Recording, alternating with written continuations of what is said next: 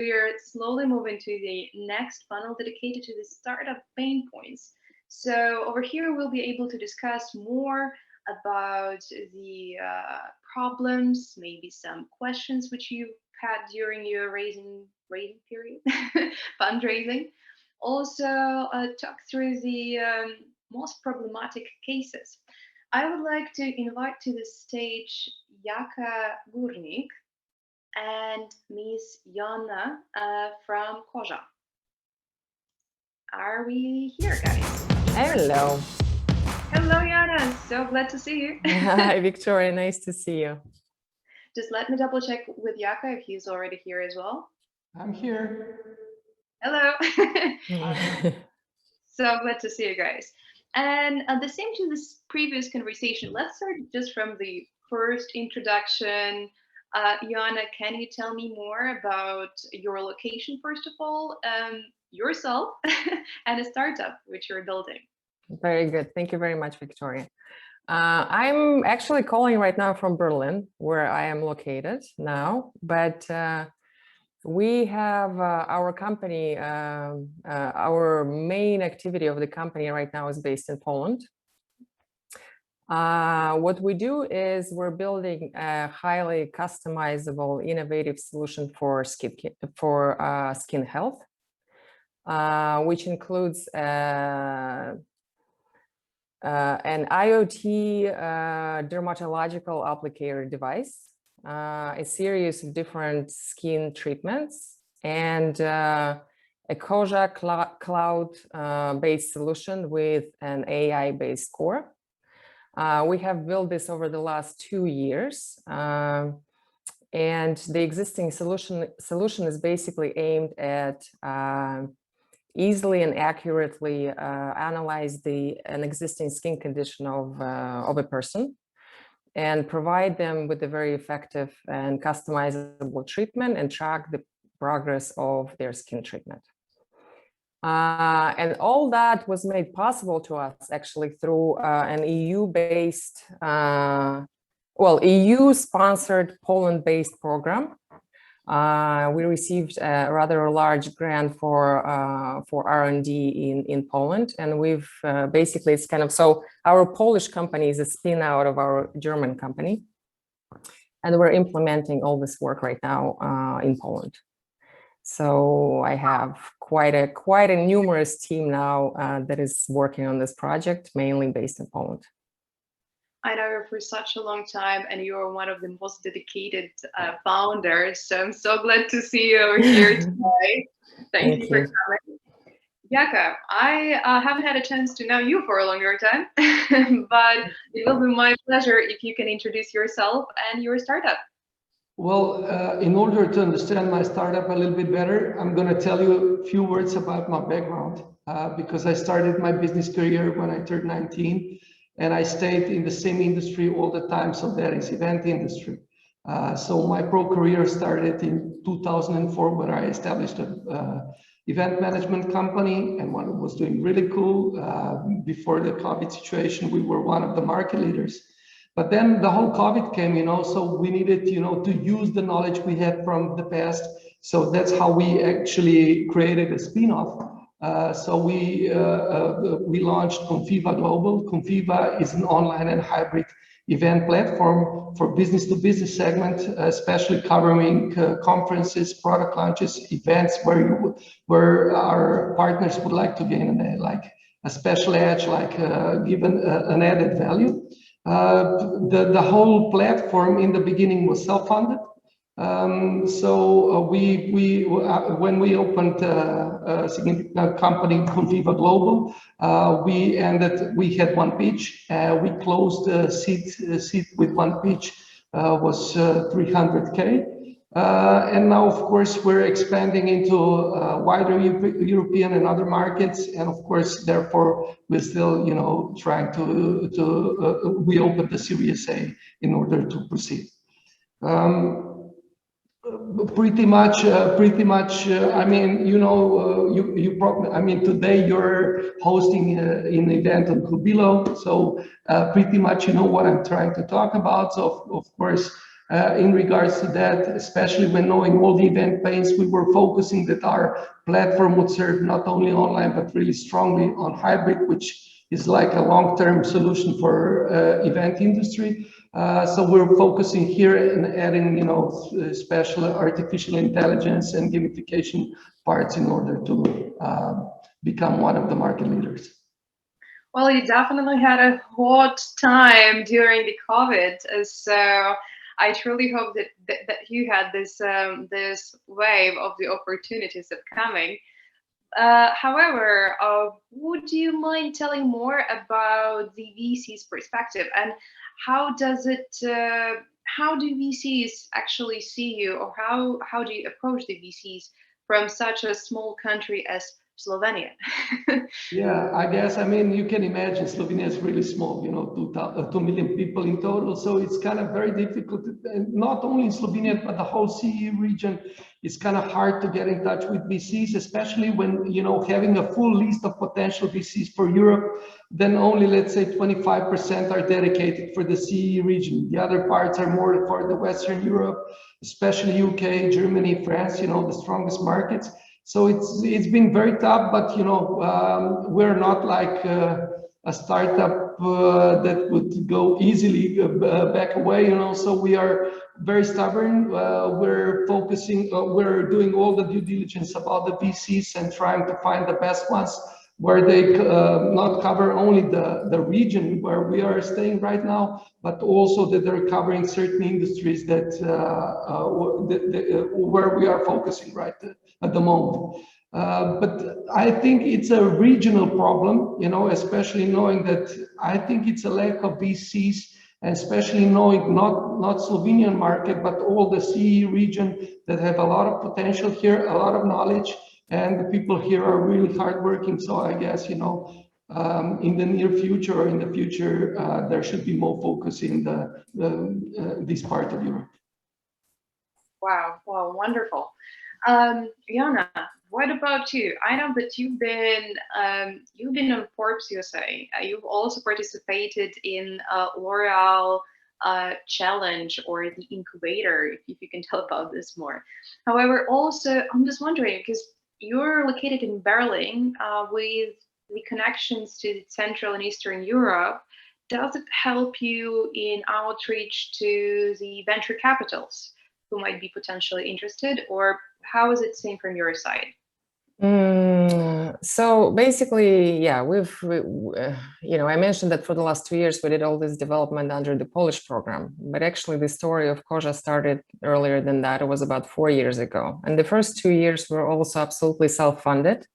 And I actually strongly believe in kind of, testing as much as possible and trying to build, prototypes and models in the beginning with your own resources or close to your resources before you take it any step further to raise capital.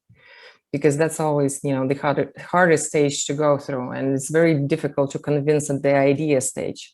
And there's several, I'll probably go through since we have a discussion about pain points, start with the pain points. So I see that since we've been in the CE region for quite some time now, there's one pain point that I see, which very often when you get, just like Jaka, you were mentioning, you're doing your due diligence on the funds and who may potentially fit for your investment.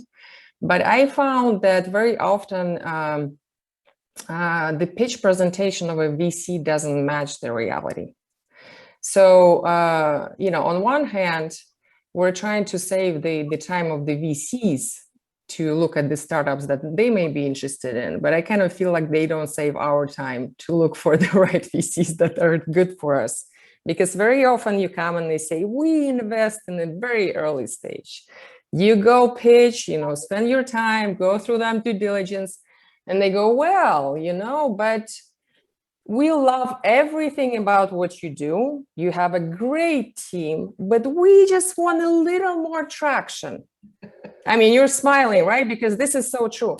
And I'm just like, well, guys, you have listed on your, on your whatever mandate that you invest even at the idea stage. What's up with the traction? What's up with stating that you're investing in the team?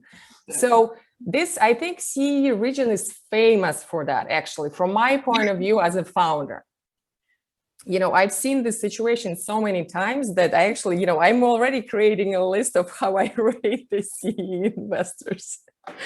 So, that's definitely a pain point, and I would definitely call on VCs, and I understand there may be some, we want to reach it all, we want to be very flexible, but be first of all, very honest with the founders that are reaching out, because we also actually waste our time. It goes both ways. So that's one, on the pain points. Second one, what I see I personally see in the CE region, and I have some experience working globally, spent a lot of time in the US.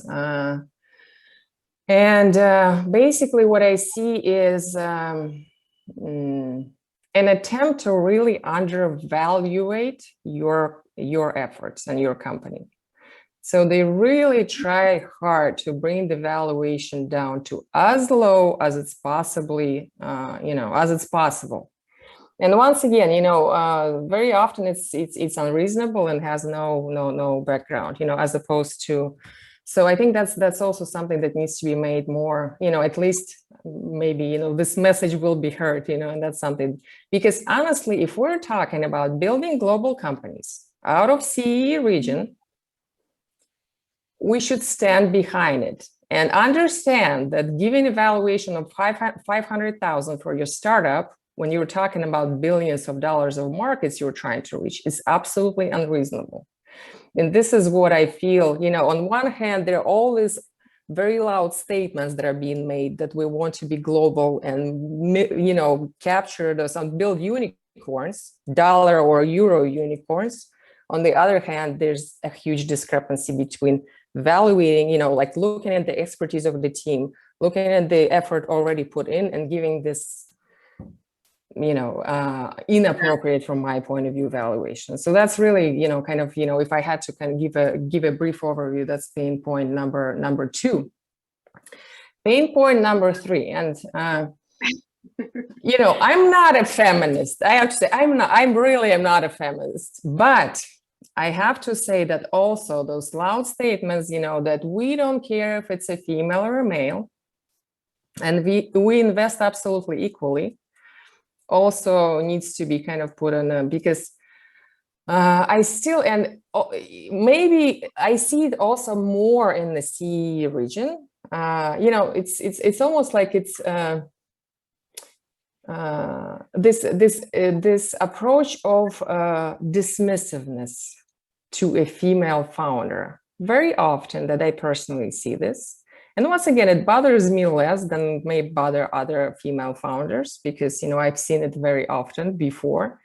But I think we need to get away from that point of investing based on gender. So that would be my point number three of my personal experience thus far that I've had in the CE region. But overall, I think this whole new ecosystem that is being created, that is funded by the European Union, and especially in Poland, that gives flexibility to create new funds, give new money, I think it's very positive. But there's definitely, I see that there's a learning curve that needs to be done. Oh, Jana, that was a powerful. Did I sidetrack a little bit? I'm sorry. No. I think that was absolutely powerful message, because I can say to you, yes, and absolutely about the female founders. I think our success will be reached not when we will say we are, investing equally into men and female, but when we're non-gender biased, right? Exactly. And when we're a free market and a free competition. And I think, yes, there's still a place to develop it. Let's go a little bit. Yeah. But I find it very nice that people are actually talking and people are discussing this. So thank you very much for bringing it up, because I've been going through the same experience when pitching it. Guys, I'm also having like a very tricky question. Have you received an offer from the seed VC which would like offer you to take over 50% of your company? We received several offers from seed VCs, but it wasn't 50%, it was less. But the valuation of the company, of what we value our company now and what was offered, was just not, it was not even close to what we wanted. So we, since we're not, we have the flexibility of not to take the money right now. I'm in the, as a founder, I'm always fundraising, right? So having this grant now gives us flexibility to, develop an awesome product, but we have to take it to market very soon. And for that, we're already looking for an investor. But actually going through all these different rounds with CE investors at this point, I'm very much leaning towards, and we have some interest from US-based VCs, and it seems that it's much,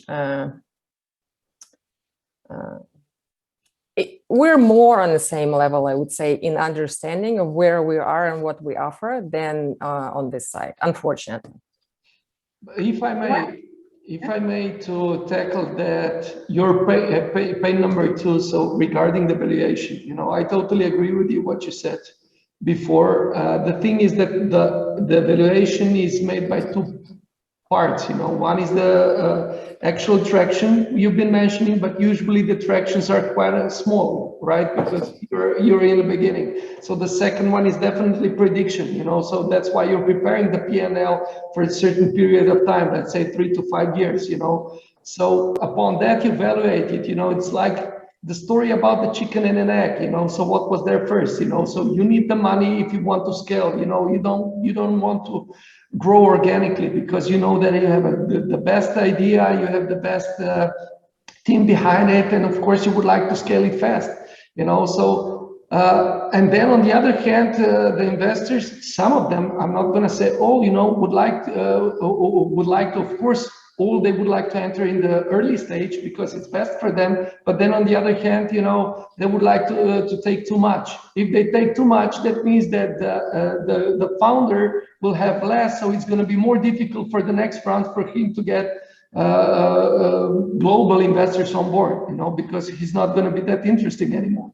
So I think, if usually, I mean, especially me, I'm not looking for every money, on the market. I'm looking for a smart money. So the ones that they understand not only how this startup business is doing, but also to understand your vision, how you're going to do it, how they can help you out with that, and then grow together. So this, for me, this is the most important part.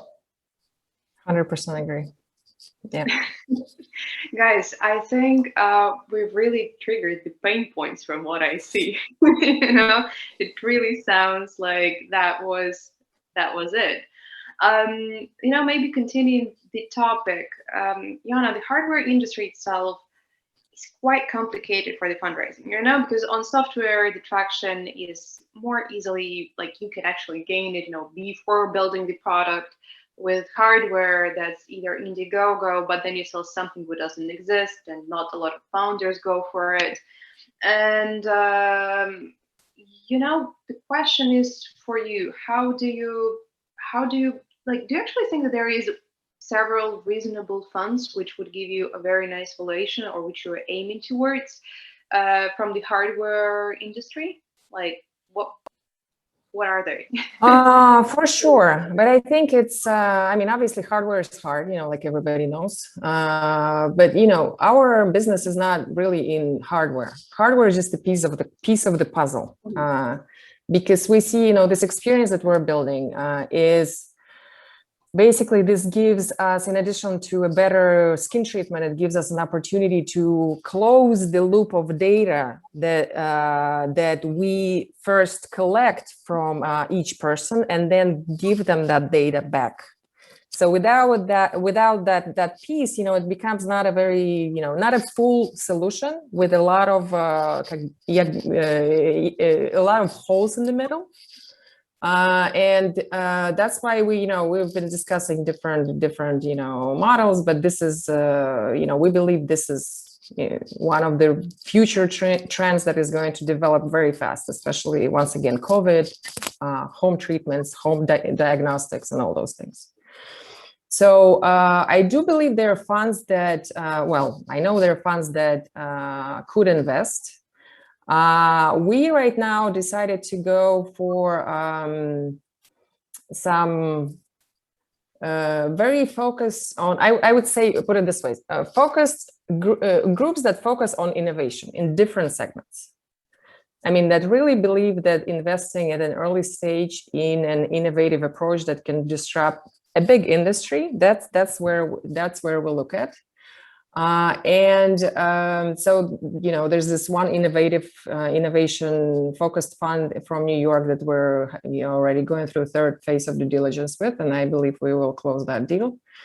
And I think the other funds on hardware that are looking for that later traction, that's what we may approach later down the road. But, you know, right now, you know, when doing the projections for the next 5 years, you know, you more or less know what the budget that you need. But what we decided to do is to go and get a fraction of that budget, because A, it's easier to raise, and B, I honestly don't see the need right now to give away too much at this point for the valuation that we will get at this raise. So I would rather do another raise and spend time later, but at a different valuation. So that's kind of the approach, you know. And I would actually strongly suggest to founders also to, you know, not chase, you know, well, we just want to get all this money and then we give away half of our company. I would say, you know, on one hand, it's attractive to take more money and have this kind of secure, but to be honest with you, no matter how much money you get, it goes very quickly. It really does. Yeah. We get 3 million euro for R&D from the Polish government. We're almost through it, you know. I mean, we have a great product at the end, but money goes very quickly. You know, it's like, so really, you know, pick your battles, like select what that particular battle that you need right now to raise that valuation of your company, and then go for the next. You know, there's no need to get it covered all from the beginning. I mean, at least from my experience, that works. Jakob, what about you and your talks with the investors? What are the ups and downs, and what would you recommend to the founders who are thinking about going for it? Yeah, well, definitely they see, you know, that they're coming from the industry, so there's no lack of knowledge. I usually know not only about my market. We've been doing events on 11 markets. You know, I know what you need to, what kind of traction you need in order to get a big data. Of course, you know, especially knowing that it's all good, so they know that I really know with my team what are the event pains we need to fix in order to be better than the others. But then on the other hand, this expertise, this knowledge, you know, is also, sometimes it's not cool for you, you know, because you're talking to a certain investor that it's not coming within the industry, you know. So sometimes you need to, you know, talk very basic in order that everybody understand each other, you know. So so we usually focus on simplicity, but yeah, usually what's hard, especially when we've been getting a couple of requests for let's say for a higher equity share, which we didn't want to take, you know, because I totally agree with Joanna. If you don't get a certain amount of money you would like to get, try to get smart investors on board, make a little bit less, you know. I know that the burn rate is going to go much lower then, but then of course with an additional money you have again higher valuation for the next round, and then you could start building with that money the process and you know, expansion and everything, and start attracting also bigger VCs, not only from the region but from the wider market. Wow, wonderful. I'm just reminding for everybody who is watching us that we are having the live interaction. So in case you're current founders, don't hesitate, write, comment, and it will go live. Guys, maybe in the meantime, I have the last question, which will be dedicated to the average fundraising tickets.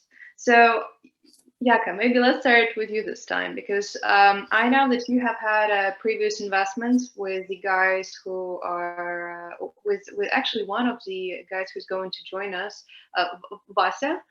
And here is my question: what is the current ticket which you're looking for? And yeah, if the VCs are watching us, what will be your perfect VC profile? Of course, currently we're looking for 2 million ticket. I wouldn't actually even know which part is that. Is this a seed round or a Series A? Because depends to whom you're talking to. You know, sometimes you're talking to a small investor, and that's a strong Series A for them, and then for the other ones it's like seed or pre-seed. So, but we are looking that for that money for the growth. So it would, you know, be okay then to say that we're raising a Series A. Anyway, the amount, the capital spent would be mostly for the team, for expansion, for the sales, and the international, let's say, representatives. So this is something we need, because we started 5 new markets in the last 2 months. So of course we need an additional support, and we need to onboard new people for that. Wonderful, wonderful. And Jana, what about you? What is your perfect investor persona? Whom are you looking for, and what would be the ticket size which you're targeting now? You know, I found out that my perfect VC would, first of all, understand or be able to open mind to the fact that there's a huge skin health industry, skincare, skin health that has nothing to do with cosmetics and beauty, that is ready to be disrupted, and that would believe that that space could be could be valuable. Because I can't tell you how many times, you know, I did a pitch with all the numbers, with all the data and everything else, and at the end I hear, we're not really investing in cosmetics. So, you know, just an approach that, you know, that is a huge market that is ready for disruption, and what the solution that we're offering is for that. Second of all, a VC that definitely has a global approach, even if it's local VC, believes that they can go outside of this realm and go and conquer US and China. And the ticket size that we're actually 2 million as well. Well, basically, we're going for 1.6 million euro, which equals about 2 million USD. So that's what we're raising right now. For taking the product to market, basically, and brand building, and, you know, all the sales activities. And I think that's it. Somebody who can deal with me for the next 5 to 7 years. Yeah, I think a lot of investors would love to deal with you. Guys, as we don't have any questions from the audience, I only can think that people are highly aligned with your thoughts and only cheering you on your success.